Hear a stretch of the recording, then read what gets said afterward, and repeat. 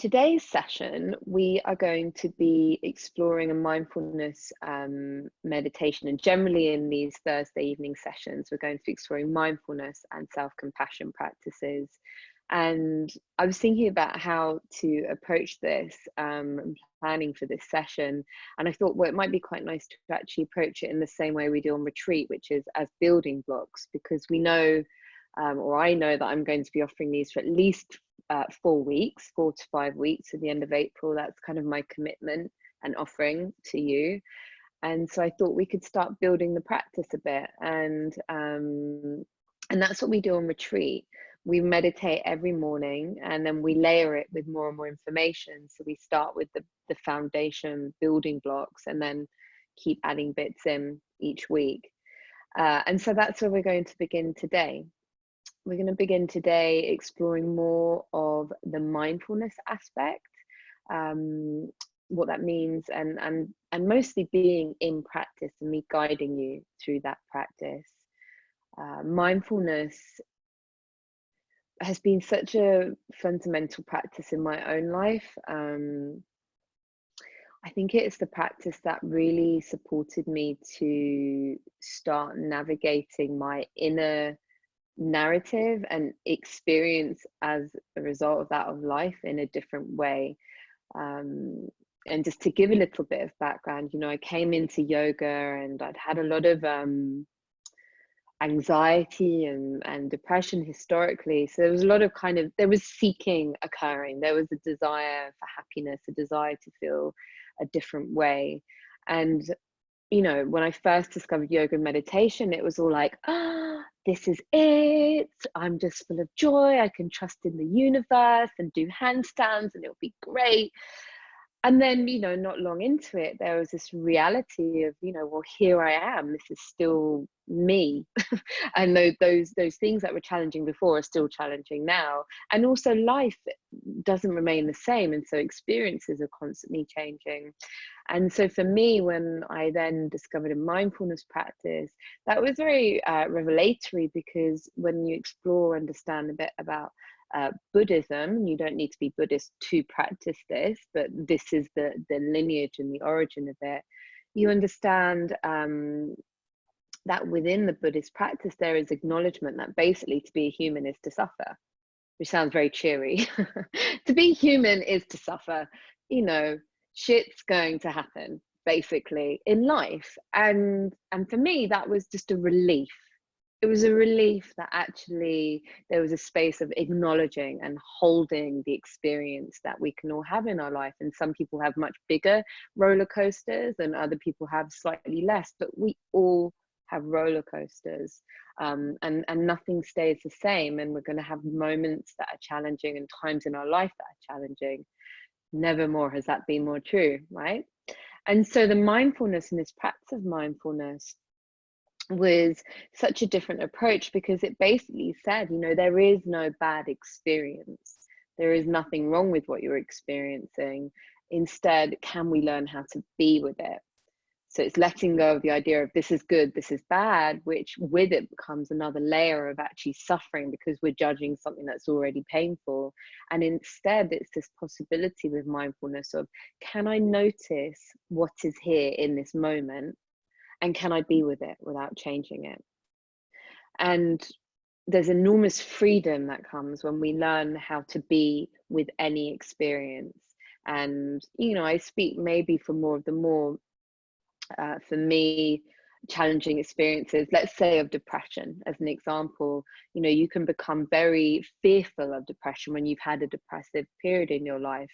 And if you learn this ability to be with all of those experiences, it takes so much of that fear away from it and that power away from it, actually, because when we learn how to be with emotions and we can sit with them, often they lose their charge in a way.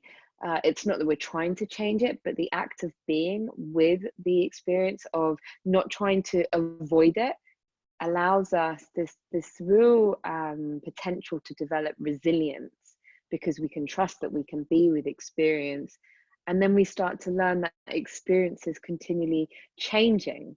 It never stays the same. And so if we can be with it, without trying to change it, we open ourselves up um, to, yeah, this resilience, I think is the word, this possibility of embracing all the experiences of life and kind of knowing that we can handle it.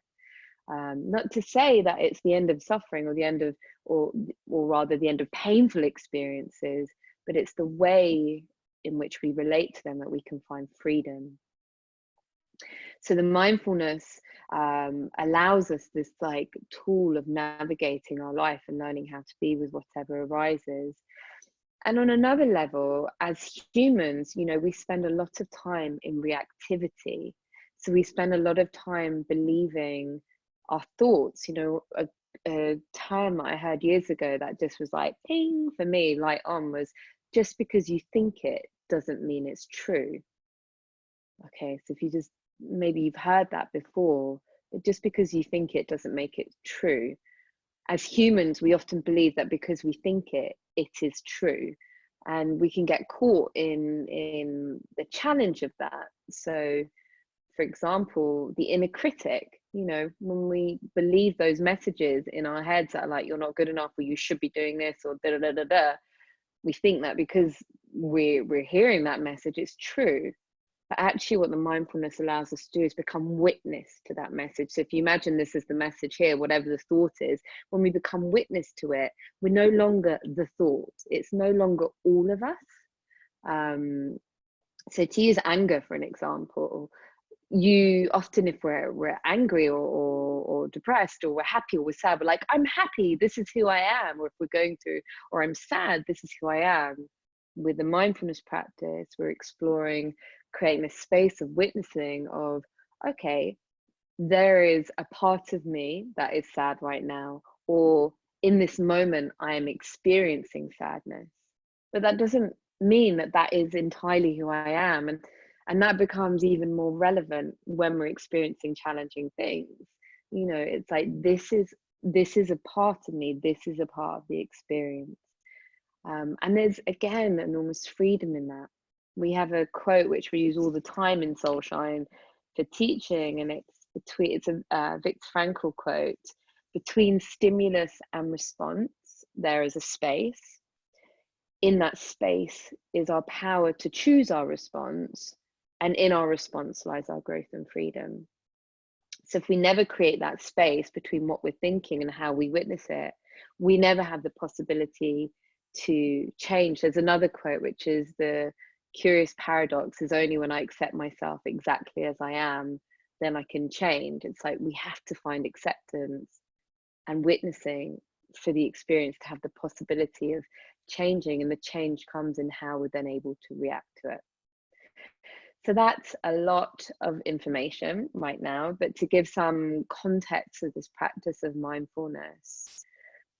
And I was thinking about it, you know, for me today, I was wondering how I could kind of express that teaching to you through my own experience. Because today's been rubbish. I've had to today's just been like, ugh, you know, woke up and just, it's not been, you know, a great day, feeling tired, feeling a bit, you know, flat, and feeling like I didn't have the energy or motivation to do anything. And, you know, I spent quite a bit of time in rallying against that, and keep going, and having opinions and judgments of what I should be doing and how it could be or should be different. And the possibility of, and going on Netflix, I surrendered to the tiredness, lay on the sofa under my blanket, and like watched 3 episodes of Pose. If anyone's been watching that, it's great.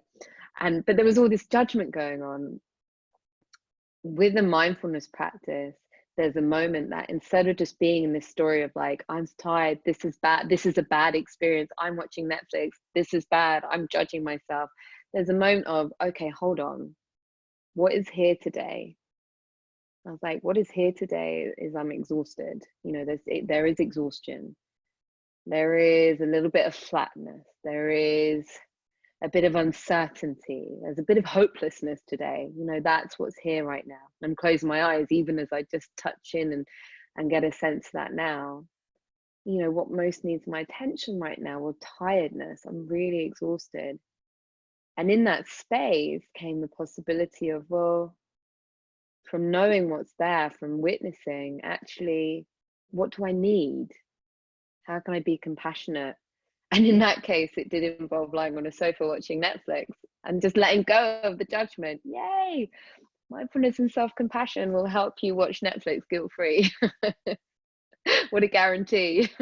Or your money back.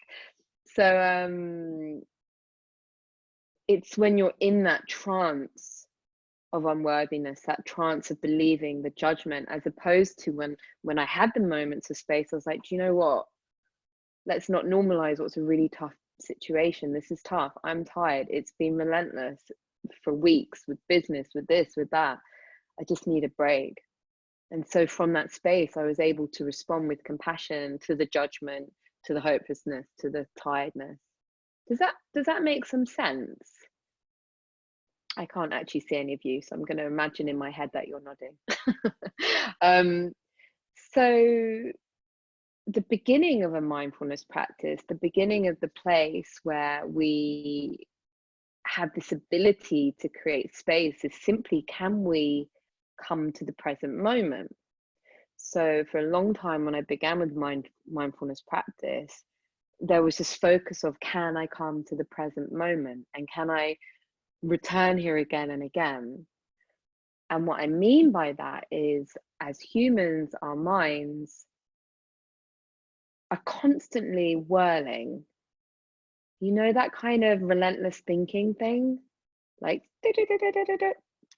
and often our minds, when they're very active, are spending a lot of time either going into the past, so they're going backwards, or they're going into the future. The mind's going to the future. So we're either in rumination and reflection on the past, you know, what happened, what does it mean, what does that mean, or we're looking forwards. And I feel at the moment there's probably quite a lot of future projecting, because there's so much uncertainty, and we're all trying to fortune tell at the moment, like what's going to happen and when and how, and this is our brain's survival mechanism. This is the way we're created in order to navigate our life, as a protective, to kind of scan and see what's possibly wrong and to fix it.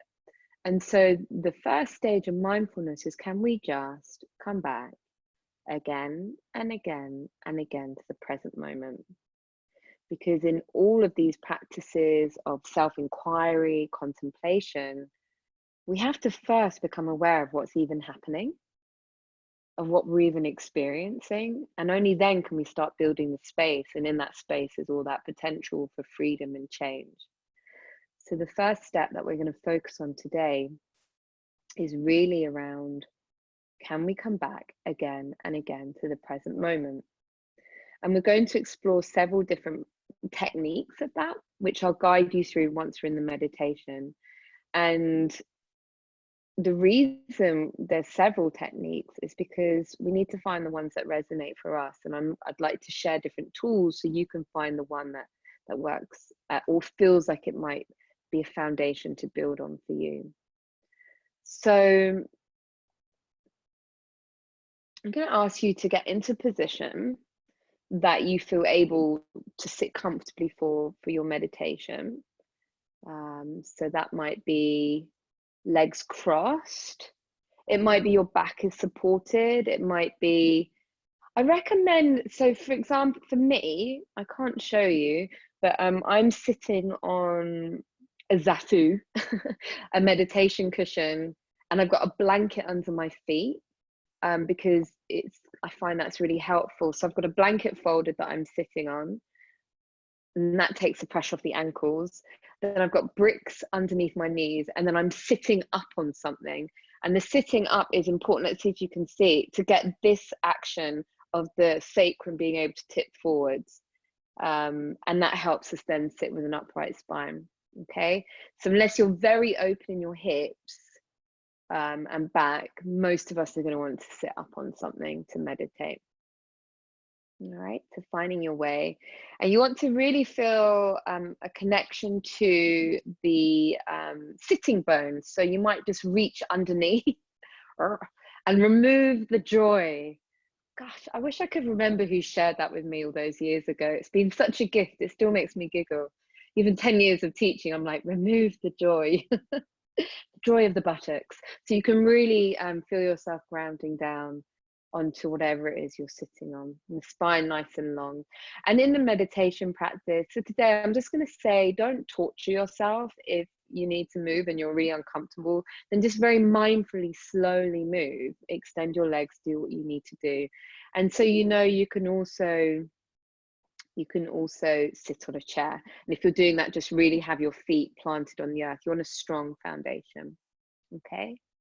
So because I'm sharing a lot of information which is engaging our mind now, and we kind of want to drop into what the experience of the moment is, rather than the mind which will be going back and forth, we're just going to begin the practice, and I'm going to lead you through it, and know that there might be parts that feel less familiar, but there's going to be recordings so you can keep practicing with it, and let's see how that unfolds. This is actually a sequence of meditating that I share with these different parts. So once you've found our seat, let's just close our eyes for a moment. The hands can rest on the thighs, just palm face down, or the left hand can cup the right hand with the thumbs touching in your lap.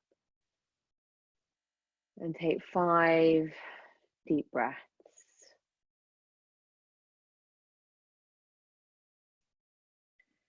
5 deep breaths. Just as a signaling that we're arriving into practice.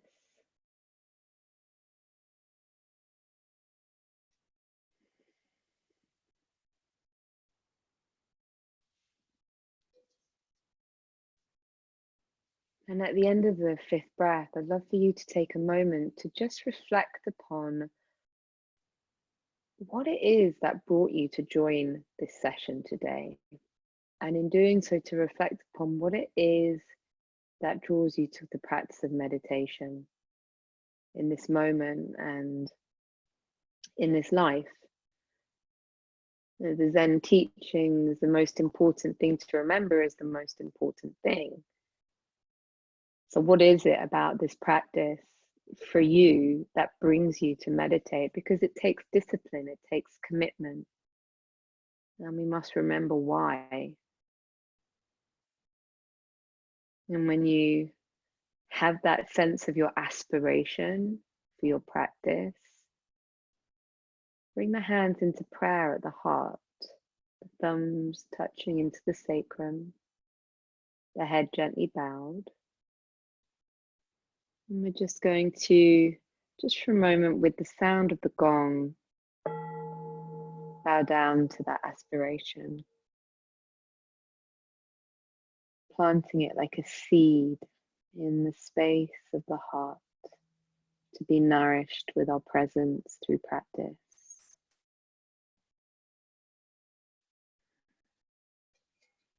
Gently opening your eyes just for a moment so I can show the next part of the practice. We're going to come into Nadi Shodhana. The left hand, check it's your left hand, thumb to index finger, rest on the thigh.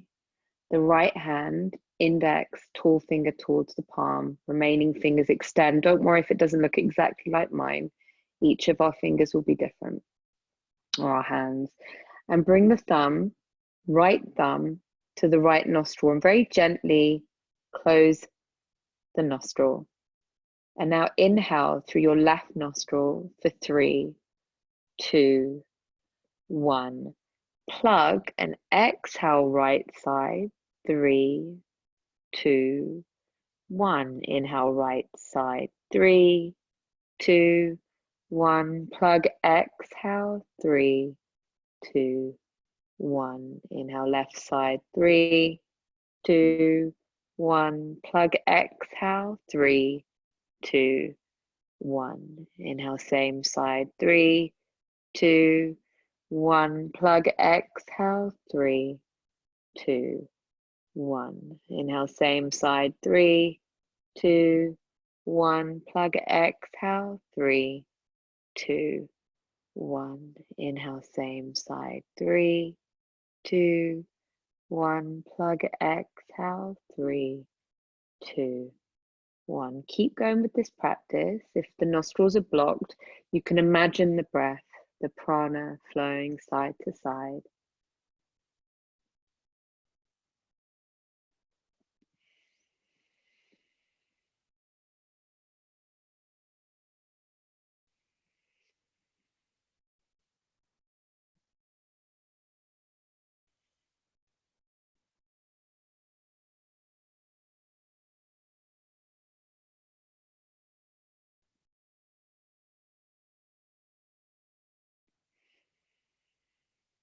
And as you keep going, know that through this practice, we're gently balancing the left and the right side of the energetic being, the feminine and the masculine. So if our energy feels agitated and overactive or sedentary and flat, we can find this space through prana, our life force energy of balancing. And I see this almost as the bridge that we walk across from our life into practice, just helping to settle our nervous system, helping to arrive, to bring mind and body into the same place. So that is our intention. And the greatest challenges of spiritual practice, can we bring our mind and body into the same moment, into the same place? The next exhale through the left nostril, coming to an end of the practice, and let both hands just rest on the thighs, or left hand cupping right, and just check in. And the quality of mindfulness is curiosity. So imagining that we're beginning to observe the experience of our being as if being really curious about a painting or an image that we really want to explore and understand and witness. That's the quality we bring to this practice. Can I notice what is here in this moment?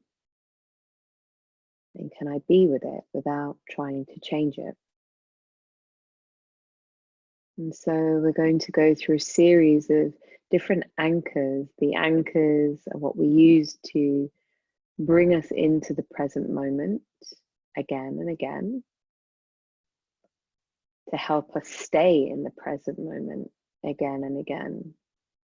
And so the first part of this practice is using that anchor to remain in the moment and whatever is present in the moment.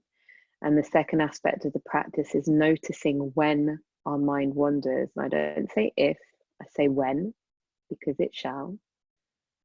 And so we want to begin noticing. And when we notice the mind has wandered, we simply name that thinking. Is perhaps judgment will arise, perhaps frustration will arise. All of that is named thinking. And then we simply come back to the moment and to the anchor of that moment. And so let's begin with the first anchor, the physical body. Let's simply scan, arriving in this physicality of our body. You can start at the toes and just work your way up through the body. And as you do so, you're just noticing, what can I feel? For me right now, I'm aware of pressure on my ankles from being cross-legged. I'm aware of my knees, the sensation of my knees, because I have a knee healing at the moment. I'm aware of hips, I'm aware of sensations in the chest.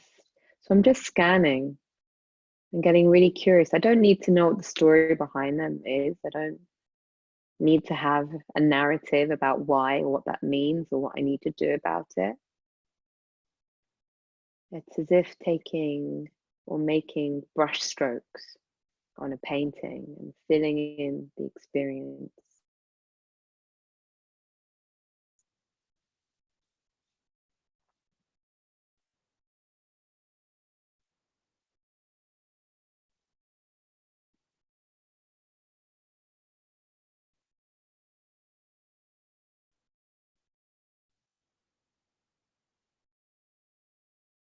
And then can you notice when the mind comes in, taking you away from this moment? Maybe the mind's going, am I doing this right? I don't know what I'm doing. Is this it? Thinking. It's okay that it's here. I'm just going to name it and then bring yourself back to that which is here, the sensations that are offered through the experience of the body.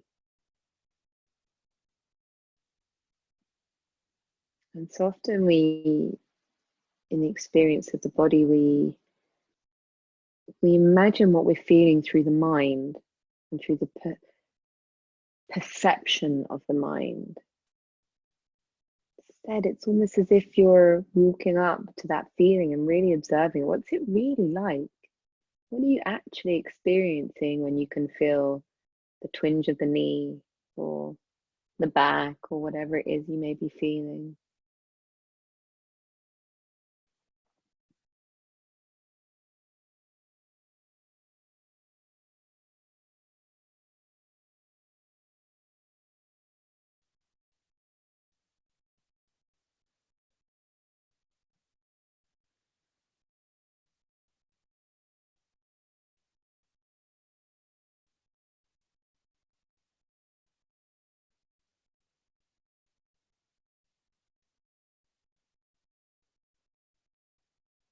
Where is the mind? Where is the attention?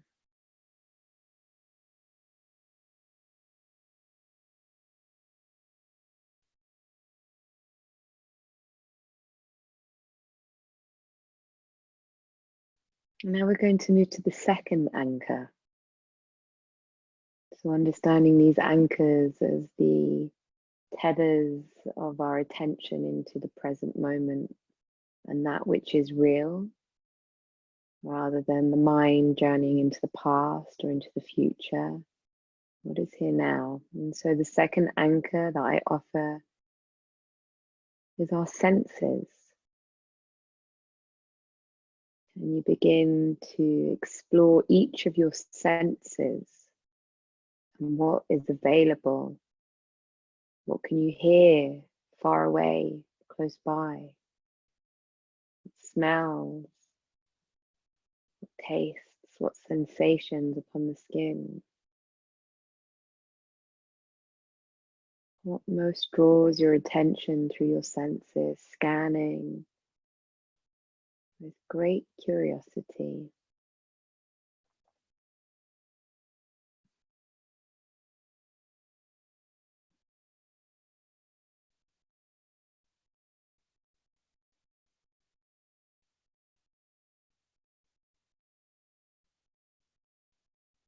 Maybe there's one sense that's really dominating right now.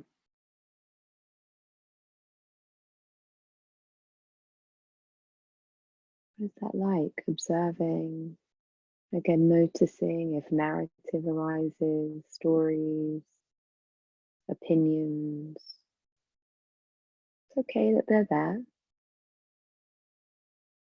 but just allow them to be named as thinking, thinking, thinking.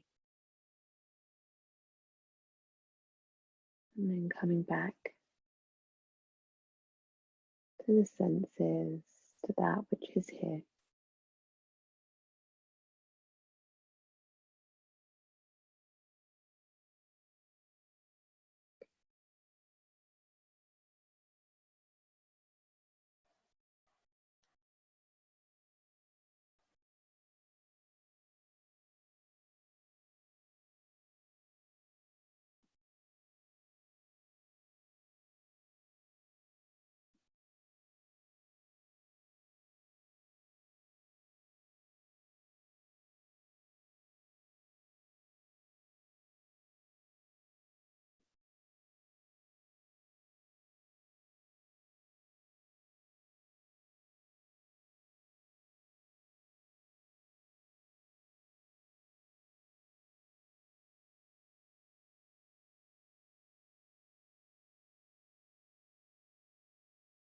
And now moving through to another sense, or rather another anchor, this one, the breath. And the breath is the foundation that I personally really built this practice upon as a student of mindfulness. And the practice was one known as shamatha, peaceful abidance with the breath. And in the practice of shamatha, we're bringing this soft awareness to the quality of our breath as it enters and leaves the body. And so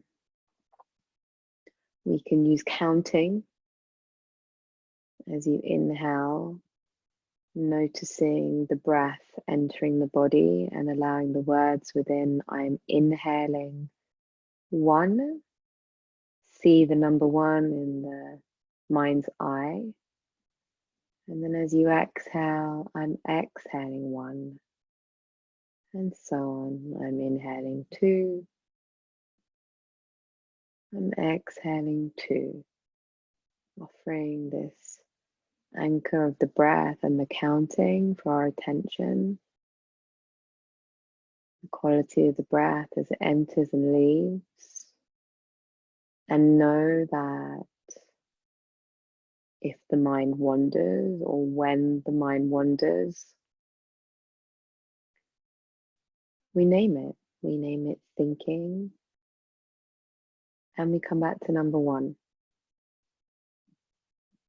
And know that this isn't about getting anywhere. It's not about reaching a certain number. This is simply a practicing of awareness with the support of the counting and the breath and the experience of the moment to guide us. You might find that you make it up to number 10. You don't need to get there, but if you do, return to 1 and keep going.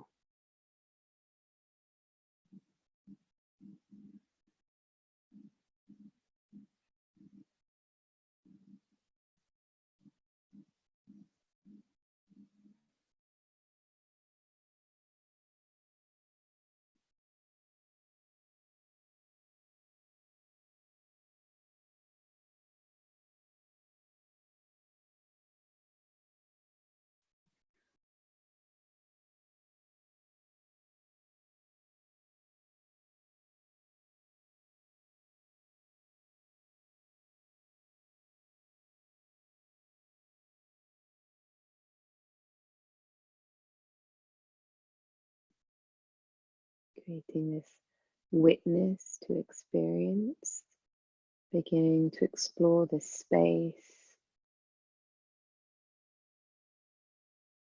between stimulus and response. So rather than mindlessly navigating through life, we mindfully notice what is here as our first step.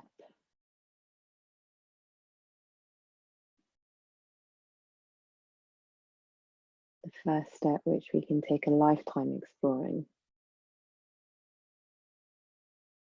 Where is the mind now? Where is the attention?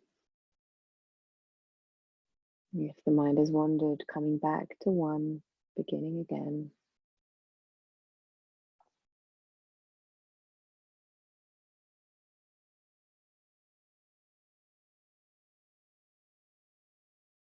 If there's frustration, notice that. If there's a competitive part coming up, notice that. If the mind is full of thoughts, that's okay. It's okay.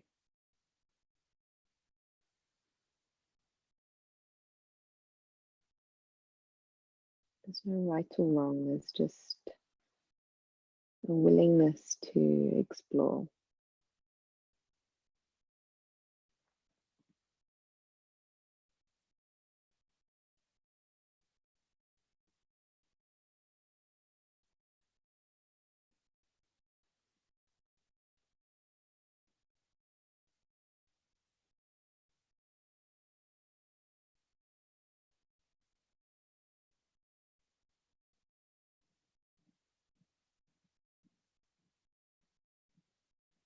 And now moving towards a final anchor that we can explore today. And this one is mantra. Exploring mantra as the focus for our attention in our inner world. And I'm going to offer you 2 mantras, and you can choose which one feels more resonant for you. The first one, as you inhale, could be the word let. And as you exhale, the word go. Inhale, let. Exhale, go. And you can just repeat that mantra again and again. And the second mantra is So Hum, which is a sacred mantra. The meaning is a recognition of our oneness with all things, our non-separateness. It's said when a child is born, they cry to the universe, who am I, who am I? And the universe replies, so hum, to say that we are one, that you are as I and I am as you. As you inhale the word so, as you exhale the word hum, so hum.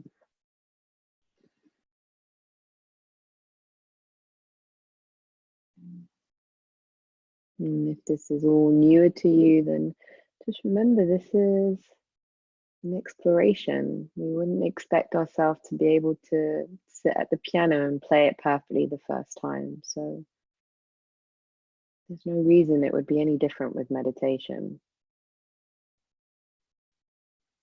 So just being curious, like, what's this like? How does this feel? What is my experience?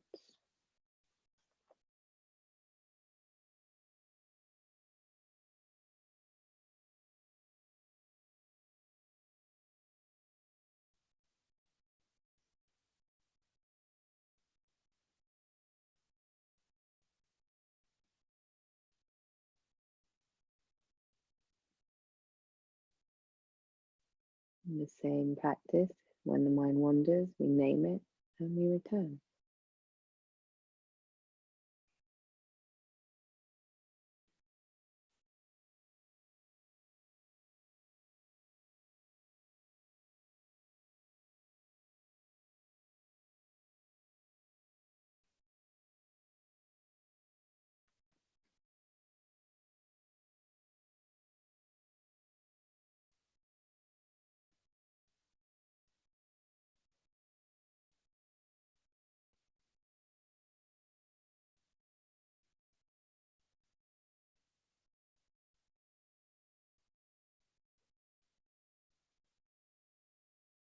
Remembering there is no experience that we seek with meditation.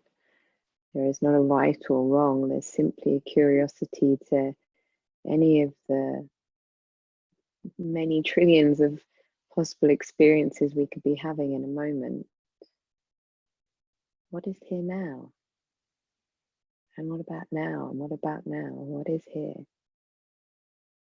Can I be with it? This is our training, our learning to notice, to begin to create space between what we're experiencing and the possibility of witnessing it.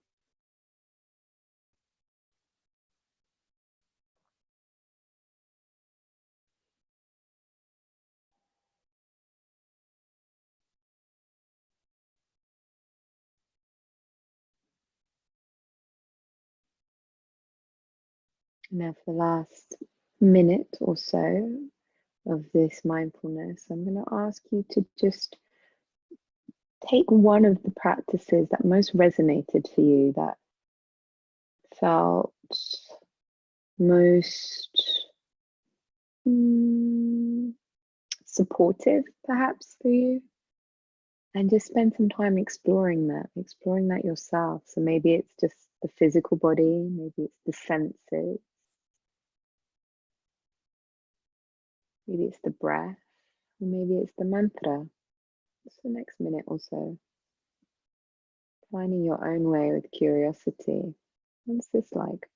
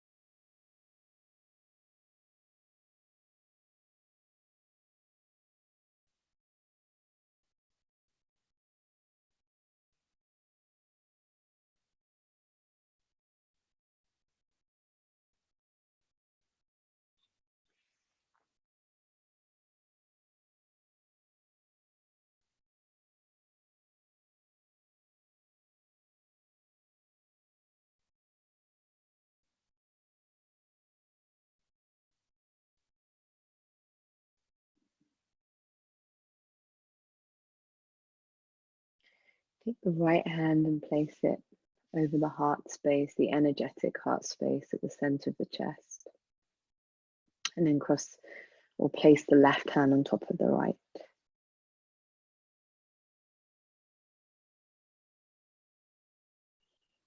As we come towards the close of the practice, I'm just going to invite you to remember a time in your life, a time of great joy, of love, of flow, of expansion in your heart. Just find one moment that you can recall.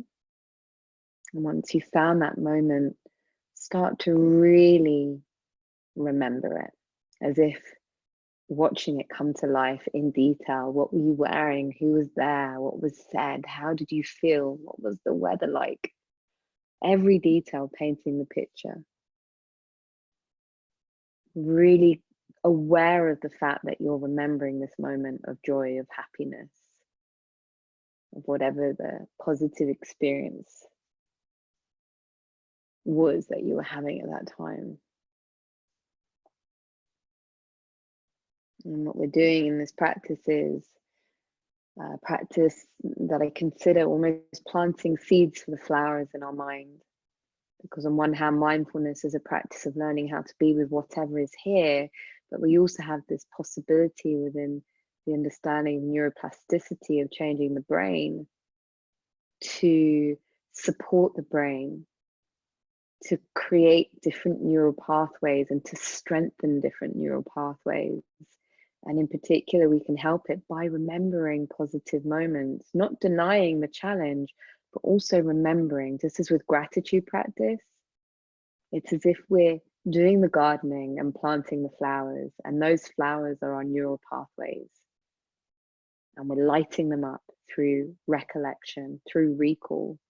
And so just take some moments to really enrich that experience and imagine lights going on in your brain and the neurons that are firing together to become stronger, pathways to become stronger, that are open to these experiences.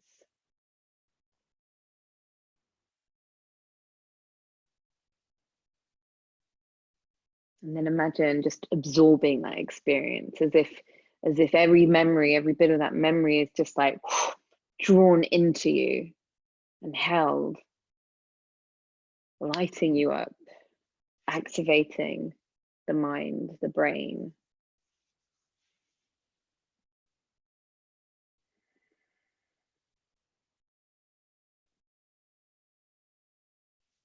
And bring hands together in prayer at the heart. The final loving metta, loving kindness practice and offering as a prayer to ourselves. May I be safe.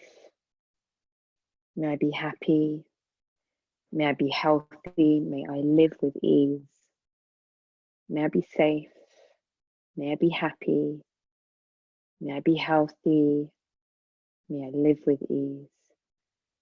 And then perhaps there's a sending of this message out into the world, to our loved ones, to our communities, and to all those many people whom we don't know and yet share this common humanity, our shared experience of humanness. May we be safe. May we be happy. May we be healthy. May we live with ease.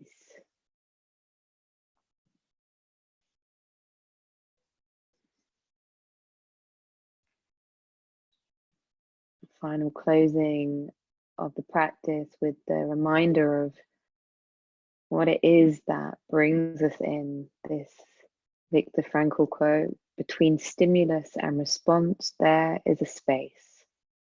In that space is our power to choose our response. In our response lies our growth and our freedom. Bring the hands in prayer together to the third eye, to the space between the eyebrows, honoring this awakening of the mind. Bring hands in prayer to the heart. Sweet healing of the heart, may it stay open And then bow down to the earth, to these teachings, our teachers, to Mother Earth herself, and to yourself.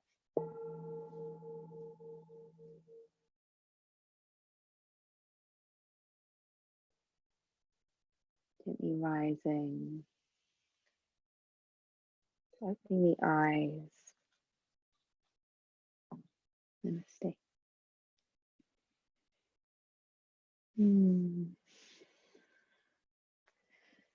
So this is the first stage of building the meditation. Just can we continually find ourselves coming back again and again to this moment, to this moment? And it might be that you listen back to this practice and practice along with the guide. It might be that you commit to your own practice, and you could be doing 2 minutes a day, or you could be taking little segments, moments where you just sit and take 5 breaths and become conscious what is actually here. And that can be particularly helpful in these times where I think our systems are quite agitated, and we can find ourselves being in these strong emotions. It's like, hold on, what is here? Let me reconnect to the present, because the mind perhaps is whirling off with its own narrative. So before we finish, I wonder if anyone would like to share anything about the practice or has any questions that they'd like to ask. You're welcome to use the chat and to connect. I'm really happy to answer any questions you might have, or any experiences. What was that practice like for you? Maybe you're all just feeling really nice and relaxed. Hopefully so. And just a reminder that you have the links up in the chat for if you want to watch this again on YouTube, or if you want to connect in. So Joanne, is it okay to use more than one anchor at a time? So to use a mantra and a sense? I think if that feels accessible for you, then yes, I could imagine, for example, that being really deeply connected to my seat and the connection to the earth, whilst also using the mantra, could be really helpful, because we could be grounded in the body and then bring the mantra in. So yes, I think that's okay, as long as it's allowing you to keep that presence. I think you have to find your way through it and see what works for you as well. It's not like there's a complete right or wrong. So what I would ask you, Jan, is, does that feel to you like something that was supportive to bring you back again and again to the moment in the practice? Jacqueline, thank you. That's such a lovely comment. Thank you so much. I'm glad you're feeling relaxed and enjoy that meditation. Lovely to see you, to hear from you, Sylvie, as well. The mantra. See, I love mantra. So Jacqueline, thank you again for that. Like, mantra to me has been massively supportive, especially when my mind is like super mentally crazy and there's a lot going on. Sometimes it can be really challenging to just be like, right, be with that experience. If your emotions or your experience is really challenging, mantra can be very soothing for our system, for our nervous system. It gives us a focus that actually helps to soothe the mind. So yeah, I'm a big fan of mantra as well. And you can set your timer and do that for 2 minutes. You can use mala, do 108 rounds. That's what we do, and we do kind of sacred practice. Let's see what other comments. So Rebecca, knew you were tired but had been blocking it. So it's something about, can we let go of resistance to experience? And actually, when we let go of the there's so much energy that when we're feeling something, we're trying not to feel it. We don't want to feel something. That uses an immense amount of energy. Whereas actually, if we can just let it in, sometimes if we're like, okay, well, this is here, actually it gives it the space to change. So maybe that energy, Rebecca, that you felt of blocking the tiredness now has become like, I'm tired, but there's not a fight with it. So the nervous system, it's almost safer to feel that tiredness. Feels like a good thing. That's the main thing. Annika. Yeah, the sense anchor worked for you. I always used to teach a breath and it didn't work for everyone. So then we explored and found that everyone had different anchors that worked for them. I'm glad that sense worked for you. So if you found there was one sense, then keep exploring that. Keep exploring that. I'm so glad you feel relaxed, Helen. And Eva, I'm so glad you're ready to go back to the 3 children. You can take all that Zen back with you. So what I would say from here is keep going with that sense, keep going rather with that anchor. Just spend like a minute, try and set yourself a minimum daily commitment, and it can be literally like 2 minutes. And I always joke, you could do that like sitting on the loo if you wanted. There's time to do that, and just get curious. There's no right or wrong, and we'll keep building on that each week. Okay, so it's been an absolute pleasure.